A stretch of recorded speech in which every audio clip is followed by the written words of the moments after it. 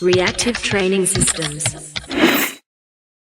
Since I've been having trouble finding time to sit down and record some videos, I figure I'm going to take some time while I'm kind of resting between movements in my training session and see if I can record something useful. So here it goes. This week I wanted to talk to you guys about something that's just seemed to pop up over and over and over again, and usually when that happens, it's a pretty good indicator that I've got something I need to say about it. And this week it's been how I work through and think about technique in powerlifting and work through technical problems. So I've written an article about it, and that's really kind of my more thorough digestion of thoughts on topics like that. So if this turns out to be something that's interesting to you or deeply relevant to you, then I would definitely recommend that you check that out. It's on articles.reactivetrainingsystems.com. And so kind of what my general thought process is, obviously I'm very focused on individualization, and I spend a lot of time thinking about individualizing training processes.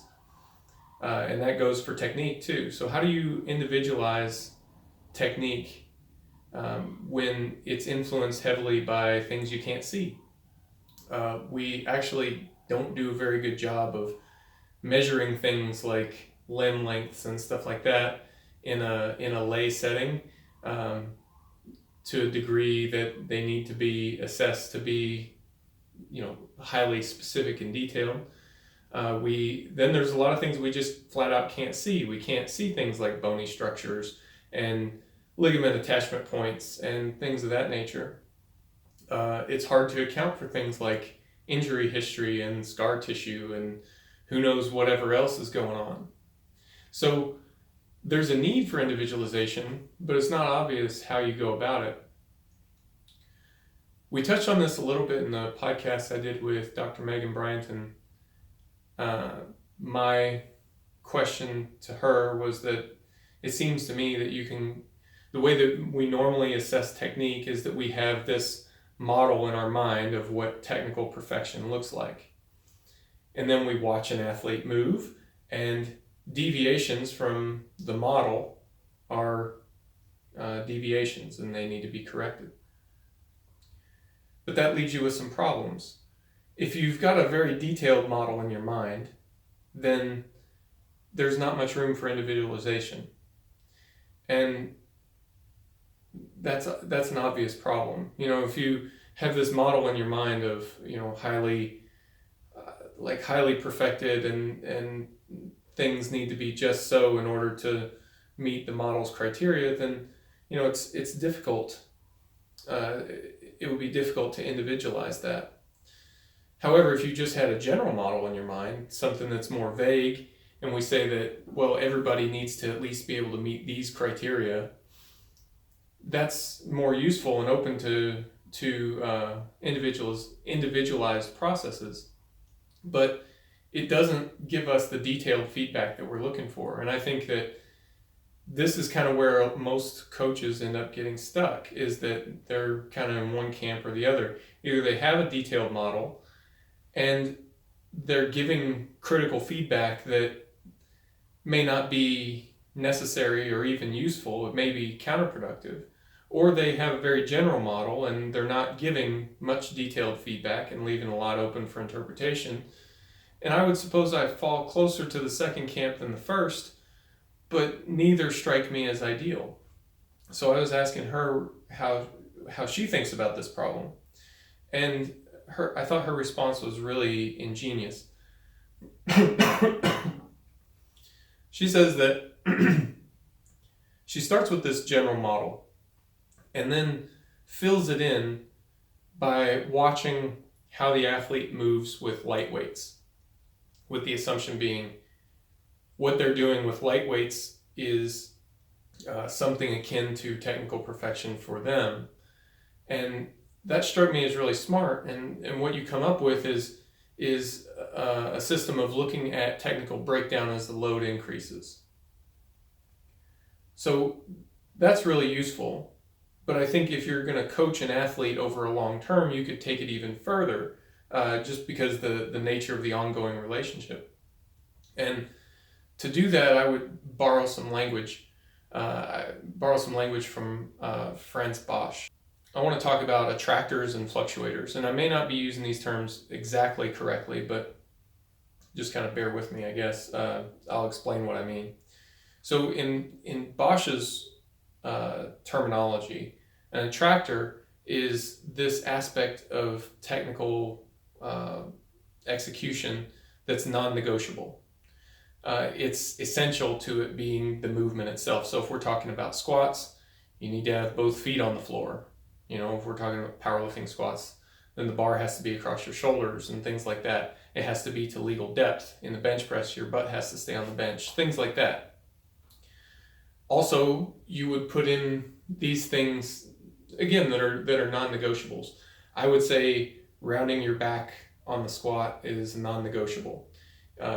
One thing that Bosch mentions is that if there's an aspect of your sport where you see frequent injuries, then there probably needs to be an attractor there.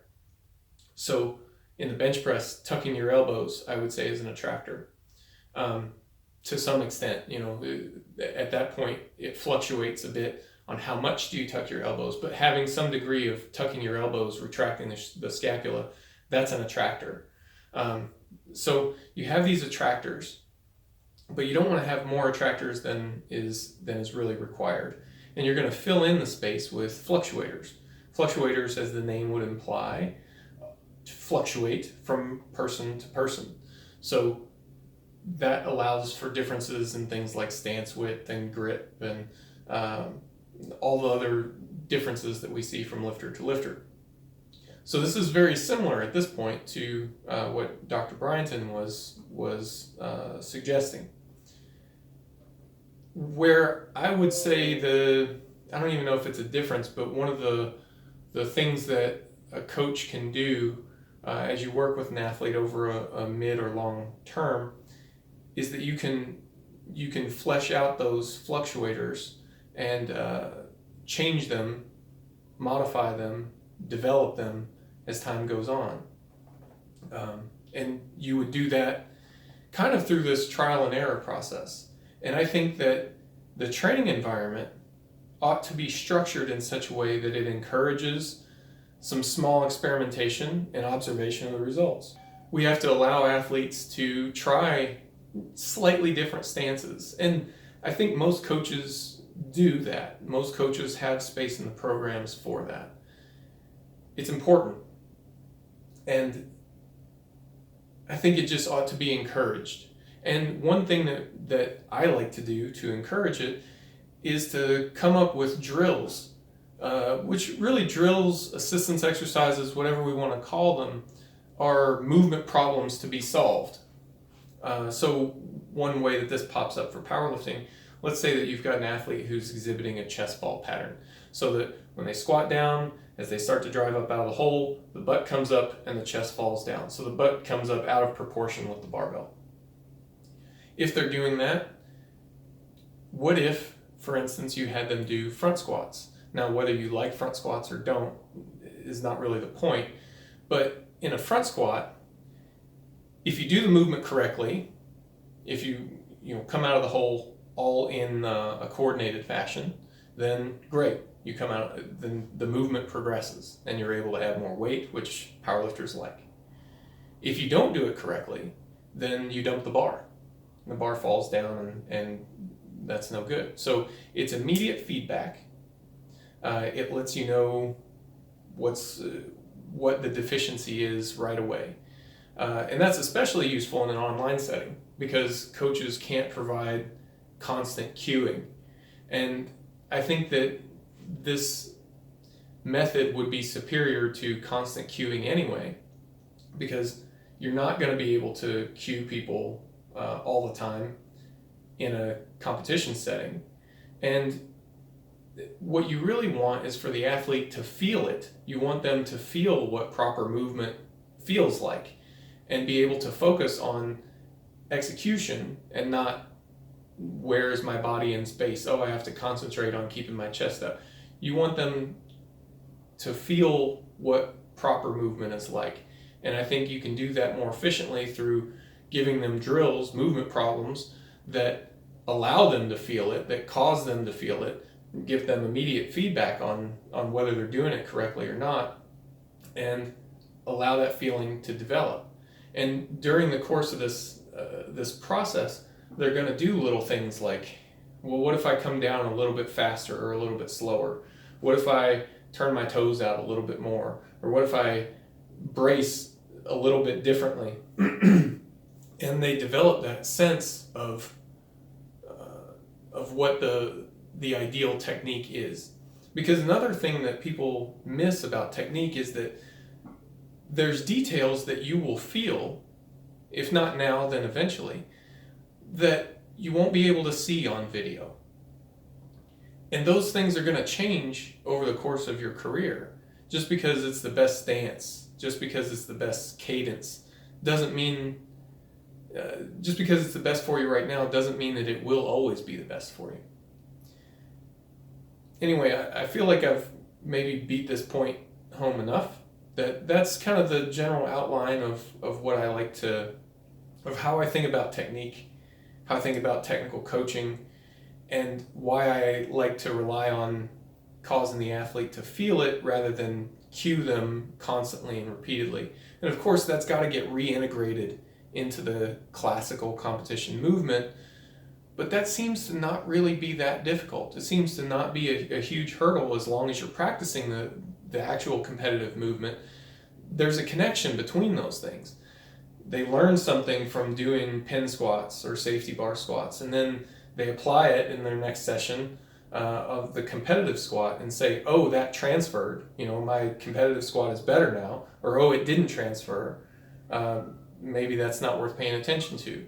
And they develop a sense. It's just kind of a natural part of learning and kind of developing your movement intelligence. So anyway, I think that's beaten to death enough. If you'd like to hear more about it, please check out the article or leave me a comment or something, and we'll keep this discussion rolling. Hope you enjoy.